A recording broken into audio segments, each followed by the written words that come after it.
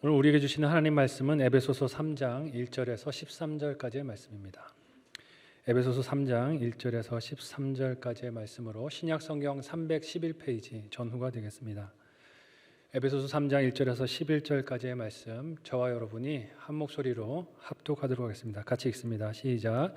이러므로 그리스도 예수의 일로 너희 이방인을 위하여 갇힌 자 된 나 바울이 말하거니와 너희를 위하여 내게 주신 하나님의 그 은혜의 경륜을 너희가 들었을 터이라. 곧 계시로 내게 비밀을 알게 하신 것은 내가 먼저 간단히 기록함과 같으니 그것을 읽으면 내가 그리스도의 비밀을 깨달은 것을 너희가 알 수 있으리라.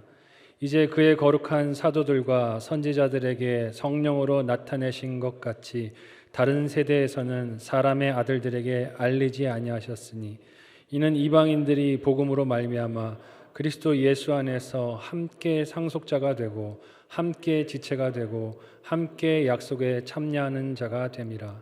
이 복음을 위하여 그의 능력이 역사하시는 대로 내게 주신 하나님의 은혜의 선물을 따라 내가 일꾼이 되었노라.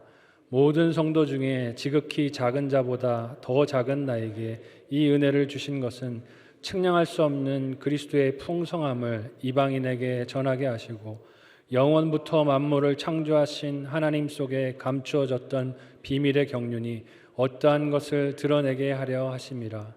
이는 이제 교회로 말미암아 하늘에 있는 통치자들과 권세들에게 하나님의 각종 지혜를 알게 하려 하심이니 곧 영원부터 우리 주 그리스도 예수 안에서 예정하신 뜻대로 하신 거리라. 우리가 그 안에서 그를 믿음으로 말미암아 담대함과 확신을 가지고 하나님께 나아감을 얻느니라. 그러므로 너희에게 구하노니 너희를 위한 나의 여러 환난에 대하여 낙심하지 말라. 이는 너희의 영광이니라. 아멘. 함께 읽은 에베소서 본문의 말씀을 가지고 그리스도의 비밀이라는 제목으로 말씀 나누고 은혜 받는 시간 갖도록 하겠습니다. 지난번 에베소서 설교 말씀을 통해서 교회라는 공동체가 함께 세워져 가고 지어져 가는 중인 건물과 같다라는 것을 나눴습니다. 완성되고 끝난 공동체가 아니고 함께 지어져 가는 중이기 때문에 서로가 서로 마음 안에 있는 장벽들을 내려놓고 서로를 맞추는 과정이 필요하다는 것을 나눴습니다. 그 일을 위해서 가정에서도 교회 안에서도 해결해야 할 또 관계들이 있을 것입니다.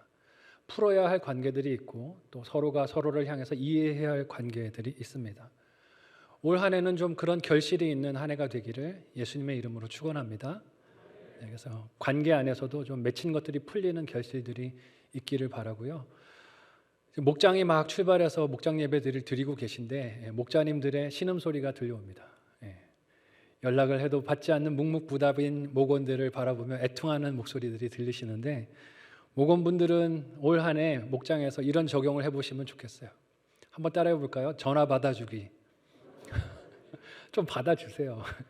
전화 좀 받아주시고 문자에 응답도 좀 해주시고 그래서 목자님들의 수고에 또 감사의 마음을 좀 표현해 보시면 어떨까 하는 생각이 듭니다. 목자님들도 쉽지 않으시죠. 낯설고 또 누군지 잘 몰랐던 목원들도 계시고 하는데 한번 전화하는 게 얼마나 어려우십니까? 저도 너무 잘 압니다. 설교했던 자리에서 몇 번 나눴던 기억이 있는 것 같아요. 제가 전화를 한번 하려면 전화기를 몇 번을 들었다 놨다 하는지 말씀드렸죠. 이 전화를 지금 해도 되나 안 되나 하는 걸 몇 번을 망설이다가 전화를 하게 됩니다. 우리 목자님들도 그러시지 않을까 하는 생각이 들어요. 하지만 올 한 해는 한번 적용을 해보는 목자님들 되시기를 바랍니다. 그래서 전화를 하시고 또 문자도 하면서 사랑의 교제를 의지로 힘써서 감당할 때 그 안에서 사랑의 스파크가 일어날 줄로 믿습니다. 근데 이게 쉽지는 않죠. 설교 말씀을 들을 때 한번 해봐야지 하는 마음의 각오가 서긴 하는데 사실 하려고 하면 부담이 너무너무 밀려들 것입니다. 그런 마음의 고민이 되실 수도 있어요. 내가 굳이 왜 이 마음고생을 해야 되나. 그냥 혼자 나와서 예배드리고 혼자 기도하고 혼자 신앙생활하면 마음 편하고 부담이 없는데 굳이 목자의 연락을 받아주고 또 내가 목원한테 연락을 하고 굳이 이렇게 불편한 관계를 넘어서면서까지 하나가 되어야 하나 하는 마음이 들 수도 있습니다. 오늘 본문의 말씀을 통해서 그 이유를 그리스도의 비밀로 생각하고 풀어갈 수 있는 우리가 되었으면 좋겠습니다. 바울은 오늘 본문의 말씀을 통해서 에베소 교회 성도들이 차별 없이 연합하고 하나가 되어야 하는 이유를 비밀이라는 키워드로 풀어가기 시작합니다. 여러분, 이 비밀이라는 말의 사전적인 뜻은 뭘까요? 드러내지 않고 감추려는 목적이 있는 것을 비밀이라고 합니다. 남에게 알려지지 않으려고 하는 목적이 있는 것이 비밀이라는 거죠. 하지만 이 비밀이라는 말 안에는 아이러니가 담겨 있습니다. 이게 뭘까요? 이 비밀이라는 것이 감추는 것이 전체 목적이 아니라 사실은 드러내려고 하는 의도도 담겨 있다는 것이죠. 그러니까 감추는 게 궁극적인 목적은 아니라는 것입니다. 고민을 해서 이게 좋은 예가 뭐가 있을까? 성도들이 이걸 같이 이해하고 알아들을 수 있는 좋은 예가 뭐가 있을까 생각을 하다가 스포츠 경기가 하나 생각이 나더라고요. 여러분은 좋아하시는지 모르겠지만 제가 즐겨보는 그 스포츠 종목 중에 하나가 이제 야구입니다. 야구. 프로야구를 참 좋아해서 볼 경우들이 많은데 프로야구를 할 때 꼭 보게 되는 것 중에 하나가 선수들끼리 서로 의사소통을 할 때 뭘 주고받을까요? 네, 어떻게 그렇게 잘하세요? 사인을 주고받죠. 손가락으로 혹은 뭐 제스처로 사인을 주고받을 때 선수들이 공을 어디다 던져야 하는지, 이번에는 도루를 할지 말지, 이번에는 포메이션을 어떻게 정할지 하는 것들을 결정하게 됩니다. 근데 이 사인을 누구만 알아봐야 합니까? 누구만 알아봐야 돼요? 이 사인을? 오직 우리 편만 알아봐야 되잖아요. 이 사인을 상대편이 알아보게 되면 어떻게 됩니까? 전력이 다 노출이 되잖아요. 그래서 끊임없이 감추는 연습을 합니다. 우리 사인의 몇 번째가 진짜다, 몇 번째가 확실한 증거다라고 이야기를 나눈다는 것이죠. 그러니까 이 비밀이라는 것이 감추려는 목적이 있지만 또 어떤 의도가 있다는 거예요? 드러내려는 목적이 있다는 것이죠. 누구한테는 드러나야 됩니까? 우리 같은 편한테는 이게 드러나야 되고 상대편한테는 어떻게 해야 돼요? 가려져야 된다는 것이죠. 비밀이라는 것이 이런 특징이 있다는 것입니다. 요즘 우리가 날마다 묵상하고 있는 마가복음 말씀을 보면 예수님께서 비유로 제자들에게 말씀하실 때 이런 것들을 예를 들어서 말씀하셨어요. 감추려고 비유로 말씀하시지만 제자들에게는 이것을 해석해서 드러내고 알려주시는 장면이 등장합니다. 이처럼 비밀이란 것은 그 본뜻이 알 수 없도록 가려졌다 하는 뜻이 있지만 또 그 이면에는 나타내서 드러내려고 하는 이중적인 뜻이 공존하고 있다는 것입니다. 그러니까 비밀을 아는 사람과 모르는 사람 사이에 차이가 있을까요? 없을까요? 차이가 있겠죠. 비밀을 알아듣는 사람은 그 뜻대로 움직여서 자리를 지정하고 그대로 뜻대로 움직일 것이고, 모르는 사람은 저걸 자기 생각대로 예측을 하고 판단을 해서 오판하고 결정을 하게 될 것입니다. 안다고 스스로 착각하는 거죠. 내가 저 비밀을 알았다라고 착각하지만 결론은 첨예하게 달라질 수밖에 없다는 것입니다. 여러분, 바울은 이런 오해로 꽉 차 있었던 인물입니다. 비밀을 알고 있었다라고 스스로 여겼던 사람이었어요. 그래서 그 확신으로 교회를 핍박했고 성도들을 잡아 죽이는 일에 혈기가 등등했던 사람이었습니다. 하나님을 위한다 하는 생각으로 다메섹으로 하나님을 위해서 교회를 핍박하러 가야겠다 그러고 가고 있었어요. 근데 그런 바울을 누가 만나 주셨습니까? 예수님께서 그 길 가운데서 만나 주셨습니다. 그리고 뭘 하신 거예요? 사인을 내신 거예요. 사인. 틀렸어. 그게 아니야. 그 길로 가는 것이 하나님 기뻐하시는 뜻이 아니야 하는 것을 알려주십니다. 바울이 확신에 차서 하려고 했던 그 일이 하나님의 뜻과 반하는 일이고 교회를 핍박하는 일이고 하나님의 일을 회방하는 것인 것을 알게 해주셨습니다. 감춰진 비밀이 깨달아진 것이지요. 오늘 말씀은 바울이 이렇게 깨닫게 된 그리스도의 비밀을 에베소 교회 성도들에게 소개하는 내용입니다. 그 비밀이 어떤 은혜가 있다라고 오늘 말하는지 두 가지로 생각하고 우리 함께 은혜 받고 적용하는 오늘 예배가 되기를 원합니다. 첫 번째로요, 그리스도의 비밀은 이런 힘이 있다고 합니다. 어디에 참여하게 하신다고요? 약속에 참여하게 하신다고 합니다. 먼저 오늘 본문의 1절 말씀을 같이 한 목소리로 읽어보겠습니다. 1절입니다. 같이 읽습니다. 시작. 이러므로 그리스도 예수의 일로 너희 이방인을 위하여 갇힌 자 된 나 바울이 말하거니와. 아멘. 바울은 먼저 자신이 예수님의 일로 인해서 갇혔다라고 말하고 있습니다. 이는 이렇게도 해석할 수 있어요. 예수님의 비밀을 알게 됐기 때문에 내가 지금 이 로마라는 감옥에 갇혔다라는 뜻입니다. 원래 사도 바울은 유대인으로서 이방인과 관련이 있었습니까? 없었습니까? 없었어요. 이방인과 관련이 없는 삶을 살던 사람이었습니다. 그는 구약과 율법에 능통한 사람이었고 유대인으로서 하나님의 선택받은 민족이라는 자긍심이 높았던 사람이었습니다. 그러니까 다른 유대인들과 같이 이방인을 바라보던 시선이 다르지 않았다는 거죠. 나와 너는 상관이 있는 사람 없는 사람? 없는 사람이라는 거죠. 평생에 볼 일이 없는 사람. 네가 어떻게 되든지 관심이 있어요 없어요? 없는 대상이 이방인들이었습니다. 그런데 하나님께서 예수 그리스도를 통하여 복음을 알게 하시니 바울의 시선이 이방인들을 바라보는 시선이 바뀌게 되었습니다. 1절에서 바울 자신이 로마의 감옥에 갇힌 것이 누구를 위한 것이라고 말합니까? 이방인들을 위한 것이다 라고 말하고 있습니다. 이전에는 관심도 없었고 관여할 일도 없었고 그들을 바라볼 고민할 이유도 없었던 바울이 이제는 그들을 위해서 로마의 감옥에 갇힌 일을 감당하고 있다라고 말할 수 있는 것입니다. 복음 때문에 넘을 수 없는 벽을 넘어선 바울의 모습이 여기서 드러납니다. 그 중심에 누가 있습니까? 한번 따라해 볼까요? 예수 그리스도. 예수님이 계신 거예요. 예수님이 계시니까 넘지 않았던, 넘을 생각도 하지 못했던 그 사람들에게 바울이 다가설 수 있게 되었습니다. 바울이 자신이 예수님 때문에 이방인들을 위하여 에베소 교회 성도들에게 내가 갇혔다라는 말을 왜 하고 있을까요? 에베소 교회 공동체 안에 다툼이 있었기 때문에 그렇습니다. 누구와 누구 사이에 다툼이 있었을까요? 유대인들과 이방인들 사이에 다툼이 있었습니다. 왜 차별과 다툼이 있었을까 생각해 보면 유대인들은 자신들의 민족적인 자긍심에 대한 마음이 높았습니다. 우리가 원래 하나님의 언약 안에 있었던 사람들이고 그래서 우리는 할례의 징표를 가지고 있고 이방인들과는 좀 차원이 다른 신앙생활을 하고 있다라는 자신감이 그들 안에 있었습니다. 그러니까 이방인 그리스도인들을 보면서도 그들 안에 차별과 업신여김이 있었다는 것이죠.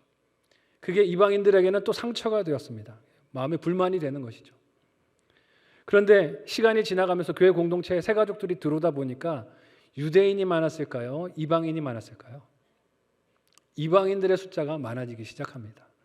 유대인들보다 숫자적으로 그룹이 커지기 시작하니까 이방인들 사이에 어떤 마음이 생깁니까? 우리가 더 많은데, 우리가 더 기득권을 가지고 있는데, 우리가 더 헌금도 많이 하는데, 우리가 더 힘이 있는데 하는 마음에 유대인들을 향해 비난하고 원망하는 말들이 나오기 시작하는 것입니다. 그래서 교회 안에 분열의 문제가 있었습니다. 이에 대한 바울의 가르침이 지난 2장 11절에서 22절까지의 말씀에 등장합니다. 교회 안에서 그룹이 갈리고 인종을 따라 나뉘고 다투고 있던 그룹들을 향해서 그리스도께서 교회의 모퉁이돌 되셨으니 우리가 연합함을 이루는 것이 마땅하다라고 바울이 권면했던 것입니다. 적대감이 생기면 교회 안에 이런 유혹이 있을 수 있습니다. 그룹이 많아지면 소수의 사람들을 어떻게 하고 싶을까요? 그룹 밖으로 밀어내고 싶겠죠. 우리가 주도권을 갖고 그룹이 많으니까 기득권이 있으니까 힘이 없는 사람, 적은 사람들을 교회 공동체 밖으로 내보내자 하는 유혹이 있었을 것입니다. 공동체를 이루고 관계를 이루고 사는데 마음에 안 드는 사람이 있으면 어떻게 하고 싶어요? 자꾸 찍어내고 싶고 내보내고 싶고 잘라버리고 싶은 유혹이 있습니다. 바울은 이렇게 갈등에 있는 에베소 교회 성도들을 향해서 예수님이 우리의 모퉁이돌 되신다 비유로 말씀하며 서로의 갈등을 넘어서서 하나가 되어야 하는 교회의 사명을 전했습니다. 그리고 그 하나가 되는 사명은 인간의 의지 혹은 노력으로 되는 것이 아니라 그리스도 예수 안에 있는 비밀을 깨닫게 됐을 때, 아까 사인 말씀드렸잖아요. 그러니까 예수님이 우리에게 내시는 사인을 알아듣게 됐을 때 그렇게 할 수 있게 된다는 것입니다. 함께 오늘 본문 말씀의 2절에서 6절까지의 내용을 볼 텐데요. 제가 6절 부분에 좀 하이라이트한 단어들을 주의하면서 같이 한번 읽어보겠습니다. 같이 읽습니다. 시작. 너희를 위하여 내게 주신 하나님의 그 은혜의 경륜을 너희가 들었을 터이라. 곧 계시로 내게 비밀을 알게 하신 것은 내가 먼저 간단히 기록함과 같으니 그것을 읽으면 내가 그리스도의 비밀을 깨달은 것을 너희가 알 수 있으리라. 이제 그의 거룩한 사도들과 선지자들에게 성령으로 나타내신 것 같이 다른 세대에서는 사람의 아들들에게 알리지 아니하셨으니 이는 이방인들이 복음으로 말미암아 그리스도 예수 안에서 함께 상속자가 되고 함께 지체가 되고 함께 약속에 참여하는 자가 됨이라. 아멘. 그리스도의 비밀이 뭐라는 거예요? 함께 약속에 참여하는 자가 되는 것이다. 바울은 에베소 교회가 갈등한다는 소식을 듣고 마음이 너무 아팠습니다. 왜 마음이 아팠을까요? 자신의 과거가 떠올랐기 때문이 아닐까 하는 생각이 들어요. 잘못된 확신 때문에 교회를 핍박했고 성도들을 죽이려 했고 심지어는 성도들을 죽이는 일에 앞장을 섰던 그가 갈라진 교회의 성도들의 갈등의 이야기를 들을 때 자신의 과거 잘못을 떠올리며 마음이 너무 아팠을 것입니다. 자기가 예수 그리스도의 비밀을 몰랐을 때 교회를 박해했고 갈등을 조장했던 그 모습, 확신에 차서 그 일에 의기양양했던 자신이 떠올랐을 것입니다. 그런데 예수 그리스도의 비밀을 알고 나서는 과거의 그 모습이 자랑이 아니라 무엇이 되었습니까?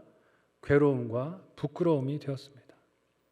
에베소 교회 성도들이 같은 잘못, 같은 실수에 빠지지 않기를, 같은 죄에 빠지지 않기를 간절히 소원한 것입니다. 이제 예수님의 비밀을 알게 되어서 이방인들을 예수님 안에서 함께 속한 상속자가 되게 하는 일에 자신의 삶을 헌신했습니다. 그러니 그 대상이 된 에베소 교회 성도들이 자신과 같은 잘못을 반복하지 않기를 소원하며 간구하는 것입니다. 이처럼 그리스도의 비밀은 하나 될 수 없었던 사람들을 약속 안에서 바라보고 하나 되게 하는, 함께하게 하는 힘과 능력이 됩니다. 저와 여러분에게도 그 능력이 함께 하심을 믿으시기를 바랍니다. 그래서 우리가 이 담을 넘을 수 있어야 합니다. 여태껏 치고 있었던 남을 향한 미움과 증오와 혹은 갈등과 반목의 장벽들을 내려놓고 다가설 수 있어야 합니다. 목자님들의 전화를 받으셔야 돼요. 여러분. 어떤 마음으로 전화를 하는지 좀 마음을 헤아리시면서 전화를 받아주셨으면 좋겠어요. 목자님들도 두렵고 떨리시겠지만 그래도 전화를 해보시기를 바라요. 그 마음으로 예수님께서 나에게 다가오신 그 마음과 그 담대함으로 전화를 하고 주고받을 수 있는 우리였으면 좋겠습니다. 그래서 바울은 유대인으로서 다가갈 상상도 하지 못했던, 생각도 하지 못했던 이방인들에게 목숨을 걸고 복음을 증거하는 사도가 되었습니다. 7절 말씀을 같이 한번 읽어보겠습니다. 오늘 본문의 7절 하이라이트 된 부분을 주의해서 같이 읽습니다. 시작. 이 복음을 위하여 그의 능력이 역사하시는 대로 내게 주신 하나님의 은혜의 선물을 따라 내가 일꾼이 되었노라. 아멘. 바울이 일꾼이 된 것은 자기의 의지와 노력이 아니라고 합니다. 이 복음을 위해서 하나님의 능력이 내게 역사하시는 그 은혜를 따라서 그 은혜의 선물을 따라 내가 이 일을 감당하고 있습니다 라고 말합니다. 바울의 이 권면과 증언을 통해 우리가 깨닫는 하나됨의 이유가 무엇입니까? 우리가 서로 용납하고 하나 되는 것은 단지 그것이 도덕적으로 바람직하기 때문이 아닙니다. 그렇게 해야 우리 교회가 커지기 때문에 부흥하기 때문에도 아닙니다. 우리를 살리고 교회를 이루게 이끄신 그리스도의 비밀을 깨닫게 됐을 때 그렇게 할 수밖에 없는 거예요. 마음의 장벽을 내려놓을 수밖에 없는 것입니다. 나에게 다가오신 예수 그리스도의 사랑이 깨달아질 때 그 생명의 약속 안에 함께하는 지체들을 느낄 수밖에 없는 거예요. 그러니까 연락을 할 수밖에 없고 연락을 받을 수밖에 없고 그 마음을 헤아려 볼 수밖에 없는 것입니다.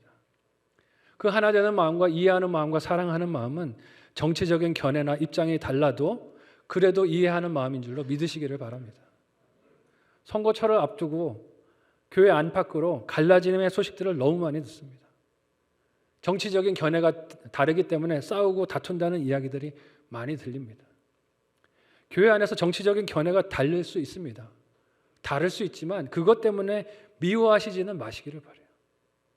그럼에도 불구하고 사랑하고 연합을 이루는 저와 여러분이 되시기를 바랍니다. 서로 맞지 않아도 그런 것으로 가득한 것 같아도 교회 공동체는 그럼에도 불구하고 사랑 안에 하나 되고 함께 하나님 기뻐하시는 공동체를 이루어갈 수 있습니다. 그게 그리스도의 비밀을 깨달은 사람의 특징이라는 것입니다. 다른 것 때문에 다투고 분열하는 것은 예수님을 알지 못해도 누구나 하는 일입니다. 다르니까 싫어요. 나랑 의견이 맞지 않아서 그럼 얼굴 안 보고 살지. 그건 예수님 믿지 않아도 누구나 하는 일입니다. 하지만 예수님 믿는 사람은 어떻게 됩니까? 달라도 그래도 당신과 내가 주 안에서 하나지 하고 서로를 바라보는 것입니다. 다르지 않고 맞지 않는 것 때문에 하나가 될 수 없다라고 부르짖는다면 우리가 진정 예수님의 비밀을 깨달은 사람인지 돌아보고 점검해야 할 것입니다. 우리 원로 목사님께서 10월 말에 은퇴 예배를 드리시고 그 자리를 함께 참석하셨던 우리 이찬영 목사님, 성만교회 이렇게 초대 이렇게 오셔서 남자 교육자로 사역하셨던 목사님이신데 교회 교단 신문에 칼럼을 내신 걸 읽었어요. 칼럼 제목이 뭔지 아세요? 진짜 나랑 안 맞아요. 무슨 제목이 이런가 제가 궁금해서 읽어봤어요. 그랬더니 원로 목사님이 33년 사역을 하시면서 이렇게 성만교회에서 정말 충성하시고 은혜 가운데 사역을 잘 마감을 하셨는데 그 사역에 동참하셨던 우리 김은주 전도사님의 간증을 이야기 나누시면서 전도사님이 그러셨다는 거예요.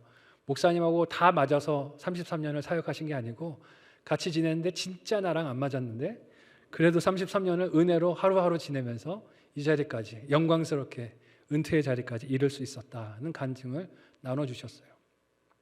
제가 은혜가 됐어요. 교회가 이런 공동체지. 나랑 다른 게 있고 나랑 선호하는 것이 다르고 보는 것이 달라도 교회 공동체라는 것이 이렇게 다름 가운데서도 하나됨을 이루는 공동체인 줄로 믿습니다. 제가 얼마나 복이 많은지 모르겠어요. 그죠? 이런 공동체에 와서 목회할 수 있는 게 참 감사하다는 생각이 듭니다. 우리가 서로 다름에도 불구하고 그럼에도 불구하고 하나됨을 이루고 연합하는 그리스도의 비밀을 알고 그렇게 따라가는 진정한 성도들 되시기를 예수님의 이름으로 축원합니다. 한번 묵상하고 적용해 보시겠어요? 첫 번째 적용 질문 드립니다. 그리스도의 비밀이 내게 깨달아졌습니까? 그리스도의 비밀이 내게 깨달아졌습니까? 어떻게 그것을 확신할 수 있을까요? 어떻게 그것을 확신할 수 있을까요? 나랑 너무 다름에도 불구하고 그래도 하나를 지켜가고 있는 나의 적용이 있는지 생각하시고 또 적용해 보시기를 바랍니다. 두 번째 질문은요. 마음의 담을 내려놓고 함께 예배하며 교제해야 할 지체가 누구입니까? 여태까지는 마음의 담을 쌓아놓고 좀 멀리하고 거리를 두고 있었는데 말씀을 들어보니 내가 좀 담을 내려놓고 연락하고 교제하고 함께 예배해야 할 지체가 누구인지 찾아보시고 이번 한 주 카톡이라도 한 줄, 전화라도 한 번 하는 적용이 저와 여러분에게 있기를 바랍니다. 두 번째로 그리스도의 비밀이 우리에게 주시는 능력이 무엇일까요? 한번 따라해 볼까요? 담대하게 합니다. 예수 그리스도의 비밀을 깨닫게 되면 우리 안에 담대함이 생긴다는 것입니다. 바울은 에베소서의 이 편지를 기록하면서 이 편지를 수신하는 성도들을 사랑하고 존중하지만 그러나 그들을 두려워하거나 혹은 눈치를 살피지는 않습니다. 사실 로마의 감옥 안에 갇혀있는 수감자의 입장에서 교회 성도들, 특별히 자신에게 도움을 베풀 수도 있는 성도들에게 쓴소리를 하는 것이 쉬울까요? 어려울까요? 그들이 들을 때 좀 감정이 상할 수 있는 이야기를 꺼내는 것은 쉬운 일이 아닐 것입니다. 망설임이나 주저함이 있을 수 있었을 거예요. 왜 그렇습니까? 자칫 심기를 건드리면 내가 감옥 생활을 하면서 필요한 물품들은 다 누구에게 공급받아요? 밖에 있는 성도들이 보내주고 도움을 줄 때 공급을 받는데 내가 이거 심기를 건드렸다가 공급받는 물품을 끊기는 거 아니야? 하는 걱정을 할 수도 있다는 것이죠. 근데 바울은 이 편지를 쓰면서 에베소 교인들의 심기를 살피는 두려움 혹은 염려가 없는 것을 보게 됩니다. 세상에서 제일 어려운 일 중에 하나가요. 이건 것 같아요. 싸운 두 사람 가운데 끼는 일. 두 사람 사이에 끼는 일이 제일 힘든 일 아닐까 싶어요. 한 사람은 그럴 만한 이유, 저 사람을 미워할 만한 이유가 있고 다른 사람은 또 이 사람을 미워할 만한 이유가 있어요. 중간에 와서 둘 다 상대방을 고소하는 거죠. 목사가 그런 상황일 때가 많아요. 그러지 마시기를 바랍니다. 괴롭히지 마세요. 근데 참 이 사이에 끼면 너무너무 힘듭니다. 이 사람 말을 들으면 누구 말이 맞는 것 같아요? 이 사람 말이 맞는 것 같고 저 사람 말을 들으면 누구 말이 맞는 것 같아요? 저 사람 말이 맞는 것 같습니다. 근데 참 그 원망을 들을 수 있는 상황에 끼는 일이 너무 괴롭고 어렵죠. 그래서 누구나 그 사이에 끼면 회피하고 싶은 본능이 발동을 할 것입니다. 사람을 두려워한다면 그럴 수밖에 없다는 것이죠. 그런데 바울은 어떻게 합니까? 말씀을 통해서 교인들이 들어야 할 이야기를 말하는 것에 주저함이 없이 담대합니다. 지난 2장 12절 말씀에서 바울이 에베소 교회 성도들, 특별히 이방인들이 주류를 이루고 있는 성도들에게 이렇게 얘기를 했었어요. 너희가 원래는 그리스도 밖에 있었다. 원래는 이스라엘 나라 밖의 사람들이었고 원래는 언약 밖에 있었던 존재들이었다. 요즘 젊은 청년들의 말로 팩트 폭행을 하는 거예요. 원래 너희는 언약 안에 있었던 백성들이 아니야. 근데 그리스도의 은혜로 지금 성도가 된 것을 알지 못하고 다투고 분열하고 그렇게 갈등하고 있느냐라고 꾸지람을 그렇게 말하고 있는 것입니다. 이게 사람의 눈치를 살피면 할 수 있는 말일까요? 없는 말일까요? 할 수 없는 말이라는 것입니다. 근데 진정으로 사랑하기 때문에 이 말을 하는 것입니다. 저와 여러분이 그런 관계가 될 수 있기를 예수님의 이름으로 축원합니다. 해야 할 소리를 하고 또 들을 소리를 들을 수 있는 관계가 진정 하나님 기뻐하시는 공동체가 아닐까 하는 생각이 들어요. 눈치를 살피기 때문에 할 소리를 하지 못하고 사랑해서 해야 할 권고 또 징계를 하지 못한다면 그건 참된 사랑이라 할 수 없을 것입니다. 바울은 두려움 없이 그렇게 에베소 교회의 성도들을 향해 해야 할 말을 합니다. 그리고 이 바울의 담대함은요, 타인만을 향하지 않아요. 오늘 말씀을 보면 이 담대함은 자기 자신의 연약함을 드러내는 일에도 주저함이 없습니다. 오늘 말씀에서 바울은 자기가 지극히 작은 자보다 더 작은 자라고 자신을 드러내서 말하고 있습니다. 함께 8절에서 9절 말씀 역시 하이라이트 된 부분을 뒤에서 같이 읽어보겠습니다. 같이 읽습니다. 시작. 모든 성도 중에 지극히 작은 자보다 더 작은 나에게 이 은혜를 주신 것은 측량할 수 없는 그리스도의 풍성함을 이방인에게 전하게 하시고 영원부터 만물을 창조하신 하나님 속에 감추었던 비밀의 경륜이 어떠한 것을 드러내게 하려 하심이라. 아멘. 바울이 자기를 사람들에게 겸손하게 보이려고 입에 발린 말을 하는 것이 아닙니다. 당시 교회에서 바울은 사실 누구보다 더 열정적으로 교회를 세우는 일, 전도하는 일에 자신의 생명을 걸었던 사람입니다. 누구보다 왕성하게 전도를 했고 하나님의 교회가 서는 일에 공헌을 했던 위대한 인물이었습니다. 그럼 바울이 왜 자신을 이렇게 낮추고 작은 자보다 더 작은 자라고 말하는 것일까요? 바울이 성품으로 겸손하기 때문일까요? 혹은 본성적으로 그가 인자했기 때문일까요? 겸손하기 때문일까요? 그렇게 말하기엔 바울의 지난 날이 잘 해석이 되지 않습니다. 사실 사람은요, 본성이 어떻습니까? 교만해요. 항상 남을 바라볼 때 어떻게 바라보는 습성이 있습니까? 내가 너보다 낫지 하는 마음으로 남을 바라보는 시선이 있습니다. 근데 이 사람의 겸손이라는 것은 언제 나타날 수 있을까요? 한번 따라해 볼까요? 자기 죄를 깨달을 때, 내가 죄인인 것을 깨달을 때 사람이 겸손해지는 것입니다.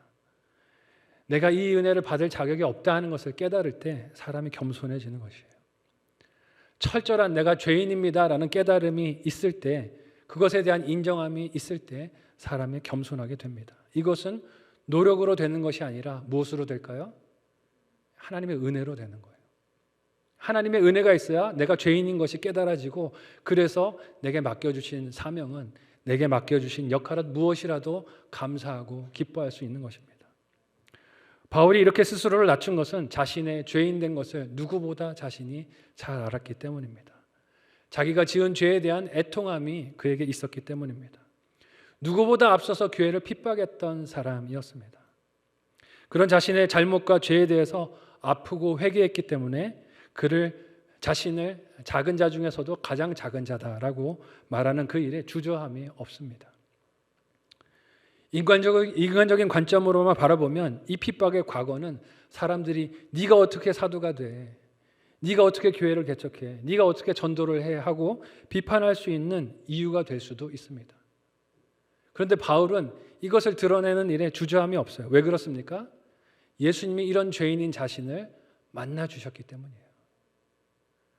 용서받을 수 없는 자신의 죄를 용서해 주신 예수님께서 오셔서 너를 이방인의 사도로 세운다라고 예수님이 은혜로 직임과 사명을 주셨기 때문에 자신의 이 연약함을 말하는 것에도 바울은 담대할 수 있는 것입니다. 받은 은혜가 너무 풍성하고 넘치기 때문에 자신의 지난 연약함, 약점도 이제 그에게는 부끄러움이 아닌 것입니다. 바울이 그렇게 담대할 수 있는 이유가 무엇일까요? 함께 오늘 본문의 10절에서 13절까지의 말씀 읽어볼 텐데요. 특별히 마지막 13절 하이라이트 했는데 주의하면서 같이 읽어보겠습니다. 같이 읽습니다. 시작. 이는 이제 교회로 말미암아 하늘에 있는 통치자들과 권세들에게 하나님의 각종 지혜를 알게 하려 하심이니 곧 영원부터 우리 주 그리스도 예수 안에서 예정하신 뜻대로 하신 것이라. 우리가 그 안에서 그를 믿음으로 말미암아 담대함과 확신을 가지고 하나님께 나아감을 얻느니라.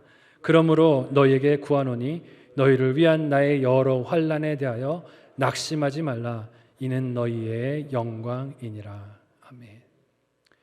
비록 과거의 교회를 핍박했던 부끄러운 모습이 있었고 지금은 복음을 전하면서도 감옥에 갇혀 있는, 인간적으로 볼 땐 너무나 한계에 쌓여 있고 연약한 그의 모습이지만 바울은 이걸 감추거나 부정하지 않습니다. 있는 모습 그대로를 드러내면서 이렇게 얘기해요. 이것이 오히려 교회가 세상의 권세자들에게 하나님의 지혜를 알게 하는 창문이다 라고 말합니다. 갇혀 있지만 여기서도 뭐가 드러난다는 거예요? 하나님의 영광이 드러난다는 겁니다. 믿으시기를 바랍니다. 우리의 삶에도 갇혀 있는 환경들이 있을 수 있습니다. 감옥과 같은 질병, 감옥과 같은 괴로움, 경제적인 문제들, 환난들, 또 이 코로나 상황에서 우리가 갇혀 있는 여러 가지들이 있을 수 있지만 그럼에도 불구하고 우리 삶에는 하나님이 주시는 영광과 은혜가 있다는 것입니다. 그것을 드러내는 일에 승리하는 저와 여러분이 되시기를 바랍니다. 바울은 그래서 그 가운데서 복음을 전하는 일에도, 자신의 연약함과 죄를 고백하는 일에도, 또한 복음을 전하다가 옥에 갇히고 환난을 받는 그 일에도 낙심함이 없습니다. 여기서도 하나님의 영광은 나를 붙들고 그 영광을 드러내신다 하는 담대함이 그의 안에 있습니다. 이 바울의 담대함과 의연함이 같은 그리스도의 비밀을 알고 있는 저와 여러분에게도 있어야 할 줄로 믿습니다. 세상이 누른다고 눌리지 마세요. 옆 사람에게 이렇게 인사해 볼까요? 쫄지 마. 네. 쫄지 마시기를 바라요. 네. 세상이 쫄리게 하는데 쫄지 마세요. 네. 예수 그리스도의 영광을 우리의 갇혀있는 상황에서도 드러낼 수 있기를 바랍니다. 바울은 자신이 어떤 상황에 있었든지 지금 어떤 어려움을 지나가든지 이 모든 과정이 그리스도 예수 안에서 예정하신 뜻을 따라 하나님의 영광을 드러내는 통로가 됨을 믿었습니다. 외모로 보기에는 세상의 권세에 그렇게 사로잡혀서 갇혀 있는 것 같고 통제당하는 것 같지만 자신의 이 복음 때문에 여기서도 자유함을 누리고 있는 것을 말합니다. 할 수 있는 일이 아무것도 없어진 것 같은 무능의 상태에 빠진 것 같지만 그 가운데서 에베소서라는 위대한 목회 서신을 쓰면서, 옥중 서신을 쓰면서 교회를 격려하고 있습니다. 자신은 자신의 형편을 그렇게 보지 않는 거예요. 세상은 에이구 복음 전하다 갇혔네 하고 보지만 바울은 자신을 그렇게 보지 않은 것입니다. 이 은혜를 성도들과 나누는 일에도 주저함이 없고 망설임이 없습니다. 이는 바울이 과거에 지었던 자신의 죄에 대한 애통함이 없거나 당당하게 여긴다는 뜻이 아닙니다. 바울이 전도에 생명을 걸고 열정적으로 임하여 갇혀있는 이것이 지난날 자신의 죄를 회개하고 알게 된 그리스도의 비밀 때문에 순종한 것이기 때문에 이 가운데서도 자유함과 기쁨과 하나님이 주시는 감동이 충만한 것을 나타내고 있는 것입니다. 그래서 바울은 자신의 연약함을 말하면서도 죄책감에는 사로잡히지 않습니다. 그가 만난 그리스도의 비밀을 보이고 들리는 대로 전하고 나타내는 것에 감격하고 기뻐했습니다. 그 은혜가 얼마나 큰지 오늘 말씀에서는 이를 측량할 수도 없는 풍성함이라고 말합니다. 뭐 쥐어짜는 게 아니에요. 억지로 쥐어짜서 감사합니다, 기뻐합니다 이게 아니고 하나님이 이 가운데서도 이 기쁨을 넘치게 하시기 때문에 드러내지 않을 수가 없다는 것입니다. 이 기쁨이 에베소 교회 성도들에게도 있어서 그동안 그렇게 내려놓지 못하던 마음의 장벽들을 내리고 하나 되기를 그렇게 소원하는 것입니다. 그 기쁨이 알게 된 그리스도의 비밀로 인해서 넘칠 때 관계 사이에 있는 갈등들 또 장벽들을 넘고 사랑의 연합을 이룰 수 있기 때문에 그렇습니다. 그래서 바울은 성도들을 권면하는 자세나 자신이 당한 환난과 갇힘을 오픈하여 나누는 것에 부끄럽지 않고 담대합니다. 에베소 교회 성도들에게도 뭐라고 이야기합니까? 이것이 너희에게 오히려 한번 따라해 볼까요? 영광이다. 네. 우리에게도 이런 시선이, 이런 믿음의 눈이 생기기를 소망합니다. 그리스도의 비밀 때문에 담대하고 그리스도의 비밀 때문에 자유하고 그리스도의 비밀 때문에 만나고 있는 상황과 문제들에서도 복음을 담대하게 드러내는 저와 여러분이 되기를 소망합니다. 마지막 묵상 적용 질문 드립니다. 한번 묵상하고 적용해 보시기를 바랍니다. 부끄럽게 여기는 나의 환경, 관계, 조건이 있습니까? 갇힌 것으로 보여서 부끄럽게 여기는 나의 환경, 관계, 조건이 있습니까? 무엇이고 이유가 무엇입니까? 어떻게 하면 여기서도 하나님의 영광을 나타낼 수 있을까 생각해 보시면 좋겠고요. 두 번째 질문은 그리스도의 비밀 때문에 담대함과 기쁨이 있습니까? 그리스도의 비밀 때문에 담대함과 기쁨이 있습니까? 어떻게 하면 이를 나타낼 수 있을까요? 비록 힘든 상황과 어려운 환경이지만 어떻게 하면 내 안에 이 기쁨을 나타낼 수 있을지 생각하고 적용해 보시기를 바랍니다. 바울의 간증과 또 이 기쁨이 되는 그리스도의 비밀을 보면서 지난 한 주 설교 준비하면서 제 자신을 돌아보고 또 회개할 수밖에 없었습니다. 목회 사역을 감당하면서 요즘 같은 때는 처음 겪어보는 것 같아요. 햇수로는 벌써 3년째에 접어드는 코로나 시국. 뭘 할 수 있는 게 없어요. 같이 이렇게 식사할 수 있는 교제도 불가능하고 또 소그룹 모임, 기도 모임을 하는 것도 녹록지가 않습니다. 해왔던 여러 가지 프로그램을 할 수 있는 것도 너무 어렵고 여기서 도대체 할 수 있는 게 뭘까 하는 낙심하는 마음이 들곤 합니다. 지난 토요일에 우리 고등부와 또 중등부가 수련회를 하려고 캠프를 하려고 했는데 확진자가 너무 급증하는 바람에 고등부는 좀 연기를 했고 중등부는 비대면으로 그렇게 진행을 하게 됐습니다. 자꾸 상황이 이렇게 되니까 마음속에서 이런 생각들이 속삭임들이 들리는 거예요. 안 돼. 나중에. 지금 하지 말고 나중에 해. 지금 어떻게 하겠어? 상황이 이런데 하지 마 하는 속삭임들이 계속 제 뇌리를 맴돌고 있는 것을 느낍니다. 이 상황에서도 연합할 수 있는 방법, 사랑을 표현할 수 있는 방법, 또 성도들을 권면하고 세울 수 있는 방법을 찾아야 되는데 그 가운데서도 드러낼 수 있는 하나님의 영광을 찾아야 하는데 그러지 못하고 자꾸 두려움에 쌓이는 제 모습을 오늘 바울의 모습과 대조해서 보면서 회개하게 됐어요. 근데 담임 목사는 이렇게 부족하고 연약하지만 여러분 기뻐하시기를 바랍니다. 세우신 교육자들 중에 또 이렇게 하나님 주시는 지혜가 충만하신 전도사님들, 목사님들이 계시더라고요. 그래서 갇혀있지만 목사님, 우리가 할 수 있는 일이 생각이 났습니다. 이번 주에 이런 권면을 해주셨어요. 사실 이제 확진자가 5만 명이 넘어서다 보니까 성도들 가정 중에서도 확진되시는 가정들의 소식이 들립니다. 너무 안타깝죠. 어떻게 하면 좋나. 근데 그 가정들 중에는 식구들 중에 한두 분이 확진된 게 아니고 가족 전체가 확진이 되셔서 정말 두문불출 못하는 가정들이 있으시다는 거예요.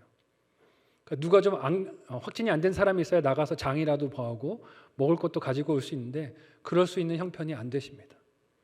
확진자 수가 좀 적을 때는 정부에서 좀 지원해주는 키트들도 주더니 숫자가 많아지니까 이제는 그냥 입을 싹 닫더라고요. 어떻게 되는지 관심이 없어요. 어떻게 하면 좋습니까? 근데 우리 성만교회 가정들 중에도 온 가족이 확진되신 가정들이 있다는 소식이 들리는 거예요. 저는 안타까운 마음으로 그래서 어떡하지 하고 기도만 하는데 우리 교구 담당하시는 전도사님 한 분께서 저희가 좀 준비해서 필요한 물품을 조금이나마 전달하면 어떨까요? 아이디어를 주시더라고요. 그래서 그렇게 하면 좋겠다고. 그래서 비대면으로 이렇게 집 앞에 놓고 오는 적용을 몇 가정에게 했습니다. 놓고 오시자마자 조금 시간이 지나서 저한테 전화가 왔어요. 받으신 한 가정에서 집사님이 전화를 하시는데 전화하시면서 수화기 너머에서 목소리가 떨립니다. 울먹울먹 하시는 거예요. 너무 외롭고 힘들었는데 그래도 교회에서 이렇게 관심 갖고 기도하고 사랑한다는 것을 표현해 주셔서 감사합니다.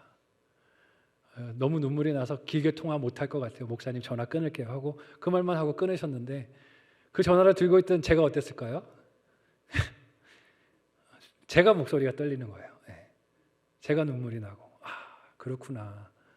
교회 공동체가 이런 공동체여야 하는 것이 아닐까. 질병의 문제가 생기니까 사람들은 자꾸 서로를 어떻게 합니까? 원망하고 책임을 넘깁니다. 너 때문에 이렇게 된 거야. 너 때문에 상황이 이렇게 된 거야. 너 때문에 이렇게 어려워진 거야 하고 서로를 비난하고 원망하고 탓하는 목소리들이 들립니다. 근데 교회에서까지 그러면 안 되잖아요. 그죠? 원해서 걸리는 사람이 어디 있겠어요? 원해서 찾아가서 그런 병을 퍼뜨리는 사람이 어디 있겠어요?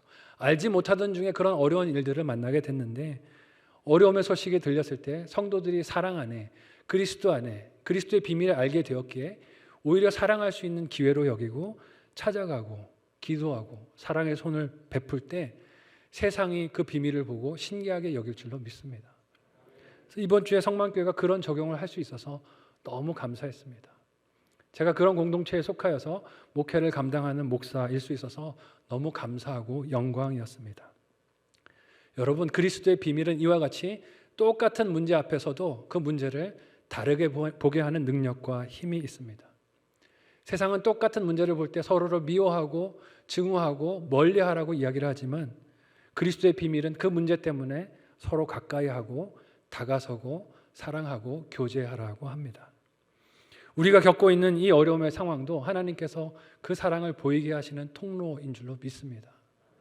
세상의 가치관에 우리의 시각을 잠식당하지 마시기를 바랍니다.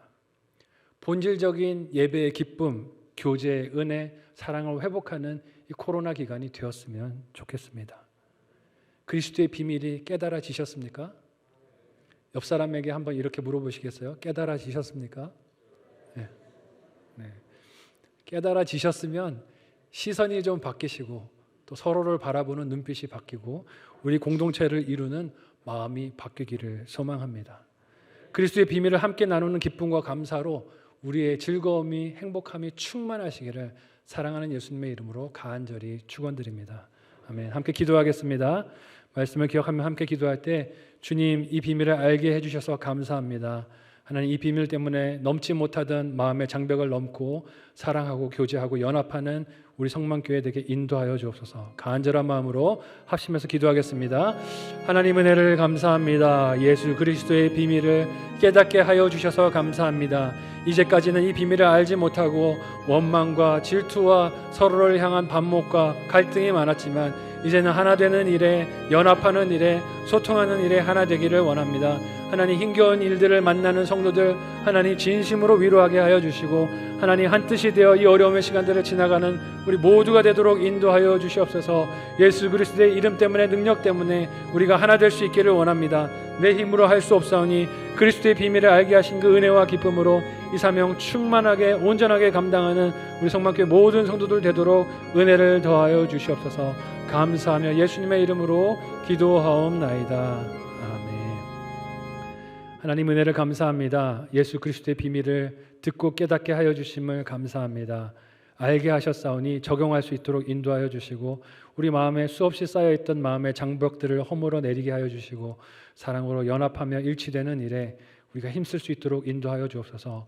은혜 감사하여 예물 드리오니 하나님, 우리의 예물을 기쁨으로 연락하여 주옵소서. 예수님의 이름으로 축복하고 기도하옵나이다. 아멘.